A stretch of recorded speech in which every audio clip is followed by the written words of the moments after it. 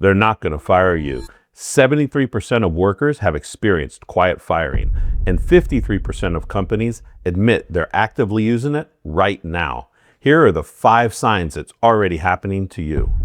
By the way, I'm Terry. I spent 20 years running multi-million-dollar strategic programs inside Fortune 500 companies.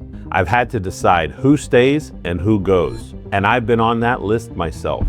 I share what actually keeps you off of it and how to recover if you do end up on it. These aren't signs the organization is struggling. They're signs the organization has already made a decision about you. There's a difference. Sign 1, the infection. You didn't do anything wrong. Your performance hasn't changed, but someone above you just got in the crosshairs. Your boss's boss, the VP who sponsored your last promotion, the executive who brought you up into the organization. And the moment that person became politically toxic, everyone connected to them inherits the contamination. Here's how it works. When a senior leader falls out of favor through a reorg, a power shift, or a new executive came in with their own people, the organization doesn't just remove that leader, it quietly removes their entire camp.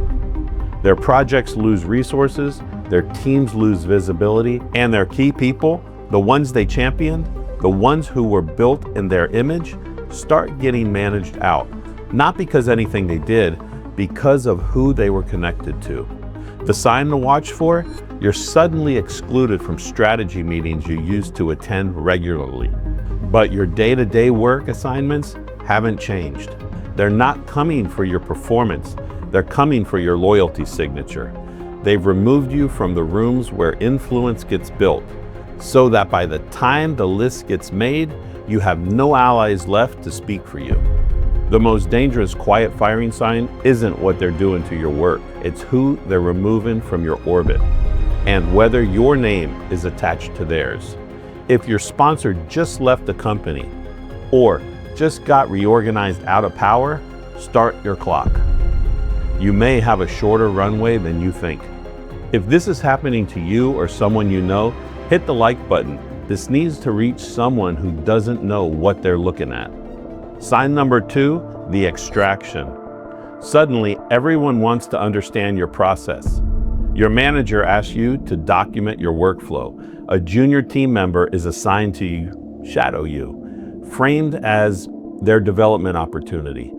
Cross-training knowledge sharing. They sit in your client calls. They attend your vendor meetings. They start asking questions you'd expect a replacement to ask. Here's the brutal truth. You are training your replacement. You just don't know it yet. This is standard procedure before a managed exit. Legal and HR require operational continuity to be established before someone is let go. That means someone has to learn what you know before they can afford to remove you. So they create a cover story, development, cross-training, succession planning, and they use your own professionalism against you. Because you're a team player, you document thoroughly and mentor willingly. And every hour you invest in that process is an hour closer to the moment they no longer need you in that seat. The sign to watch for, knowledge transfer requests that weren't on the roadmap 6 months ago, suddenly urgent. A junior person whose growth plan now involves your specific clients, your specific processes, your specific relationships. Here's what you do the second you see it. Stop volunteering information that isn't explicitly requested. Start building external relationships that make your expertise visible outside the organization. Your knowledge is your leverage. Don't hand it over for free. Before we get to sign 3, you need to know if the paper trail has already started. Here's how to use AI to see what's invisible. Go to your email, pull 10 emails from your manager from 6 months ago, then pull the last 10 from the past 30 days. Paste both groups into the prompt with clear labels, early and recent. You can use Claude or ChatGPT for this. I put the prompt on the screen so you can see it. Just pause the screen if you need to. Run that tonight. What comes back will give you insight as to where you stand. Sign 3, the information diet. You stop getting CC'd on emails you used to receive automatically. The pre-meeting before the real meeting, the one where the actual decisions get made, you're no longer in it. Your one-on-ones with your manager start getting canceled, rescheduled, or shortened. Your calendar has gaps where planning sessions used to live. This is a weapon, not an oversight. When an organization decides to exit someone, they need documented cause. Because if your performance is solid, they have to manufacture the conditions for a mistake. The most reliable way to do that is information starvation. They stop feeding you the context you need to make good decisions. They remove you from the rooms where strategy gets set. And then, when you make a call without full information, when you miss something you weren't told, they have their documented reason. They built the trap and handed you the bait.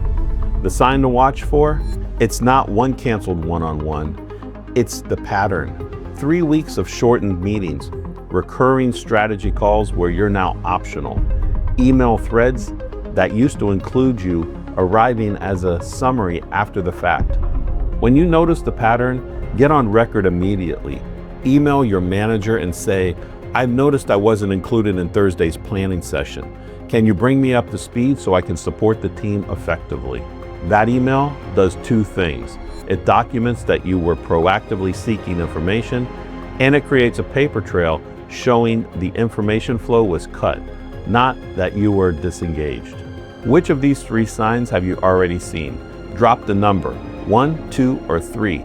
I want to see how far along this is for people watching right now. You've seen the political targeting, the knowledge extraction, the information cutoff.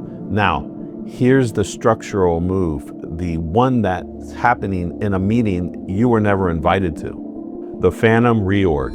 Your title doesn't change, your desk doesn't move, your salary stays the same, but your reporting line shifts. Quietly. You now report to someone who didn't hire you, didn't champion you, and has their own team they're already protecting. The executive who would have defended you in that room, gone. And nobody announced it as anything other than an organizational efficiency update. Here's how it works. When a new leader comes in, or when an existing leader needs to consolidate power, they reorganize the structure to put their people in the key seats. The professionals who were protected by the previous structure suddenly find themselves reporting to someone who has no political investment in them. No relationship, no loyalty, no reason to fight for them when the headcount conversation happens next quarter. You're not in a new job, you're in the same job with 0 political protection. And the person now above you is building a case for why their own team should have your resources, your budget, your headcount. The sign to watch for? A reporting change that comes with language like streamlining efficiency or alignment, with no corresponding change to your responsibilities. Same work, new boss, no explanation. That gap is the phantom reorg. The moment your reporting line changes, your first task is building a relationship with the new leader, before they've already decided that you aren't one of them. One direct conversation in the first 2 weeks, one specific example of what you deliver that their existing team doesn't have. Make it impossible to see you as inherited overhead. 4 signs down: political targeting, knowledge extraction, information cutoff, structural isolation. The last sign is the slowest and the cruelest, because it looks like absolutely nothing is happening at all. Sign 5, the isolation chamber. You've moved off your core projects, not fired from them, just transitioned. There's a new priority initiative and the team is restructuring around it. You're being redirected to a special project, high level, strategic, visible to the leadership. That's what they tell you. Except the meetings have no stakeholders. The deliverables have no deadlines. The outcomes have no metrics. It's a role with a title, but no function. Here's the mechanism. Over months, nobody in the organization knows what you're doing. There are no colleagues that depend on your output. There are no clients who will ask where you went. There are no projects that will stall without you. And the cruelest part, when the layoff list gets made, your own colleagues think, yeah, I haven't seen them involved in much lately. The organization manufactured your irrelevance and used your professionalism to complete it because you kept showing up. You kept delivering on the special project nobody was watching. You kept being a team player in the game that had already ended.